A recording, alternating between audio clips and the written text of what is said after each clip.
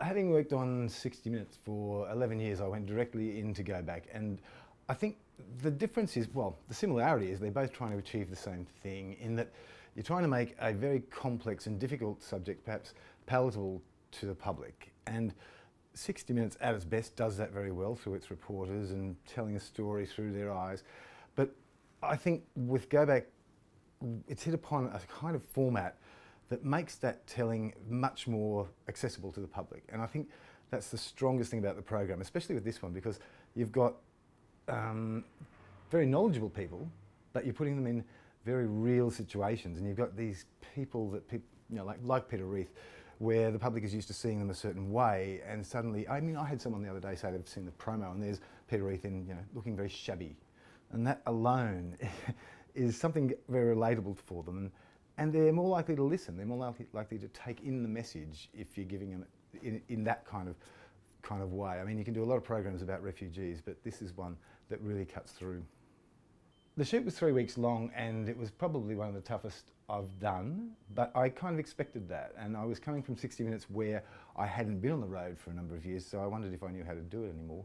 But I went into it thinking it's going to be the hardest 3 weeks probably of my career, and I won't sleep. Every plane will be cancelled or delayed. Every accommodation booking won't be there when I get there, and we'll probably lose about 3 people to sickness. So coming from that point, I figured it was all upside from there on in, and it worked, because every time we had a victory, every day though, threw up something that made you think, oh my God, this is amazing. We were doing stuff that you just, very rare it would come up in your career. So I was wrapped the whole time. I had a ball, I really did. I think I was surprised mostly by how quickly the things that we had talked about happened. The way the participants reacted to each other almost immediately. As soon as they met each other and as soon as they got on the van and were going somewhere, they were doing exactly what we not predicted but thought might happen. And that was and it just got better and better and better. And that was the strongest thing about this series, I think, is it's different from the first one in that the people are very knowledgeable. They know this subject back to front, and they are arguing with each other, but arguing on very human terms. So you're watching the debate unfold before you in a situation where it's actually, they're looking at something and talking about it.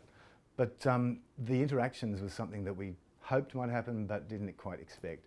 And with people like Peter Reith, with Catherine Devaney, with Imogen Bailey up against Michael Smith, those things brought out, they made the argument interesting, really interesting. And those people, those strong personalities thrown together, produced that very, very quickly. And I was surprised that we didn't have to do anything. There was no, there's no sort of manipulation here. They just did it, and we just pointed the camera at them. Our team was going to Mogadishu, so in the back of my mind, I knew Mogadishu was, probably one of the most dangerous places you could go. People kept saying that to me. But I've always approached these things and thought, oh yeah, well, we'll go there, it'll be fine. And been to a few places in the past with 60 Minutes and thought, never as bad as you think. And I don't usually worry until I get there, and then I'll worry, and then I'll see what the place is like, and if I feel, unsafe, that's when I'll do something about it. But in this case, I really got there and hadn't thought about exactly what it meant. And I've never been anywhere where you drove from the airport to our accommodation, and I could barely speak all the way there. My jaw was like open the whole time. It was oh my God stuff. It didn't look like part of this world. It looked like some apocalyptic world where something had happened, and people were living in the aftermath.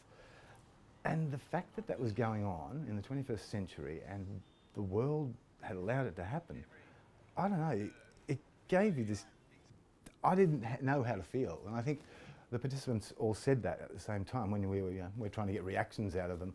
It's hard to react to something like that. Look, I hope for Series 2 people will look at this as its own program and not compare it to Series 1 all the time, because it's a whole different animal, and I think we set out to make a different program.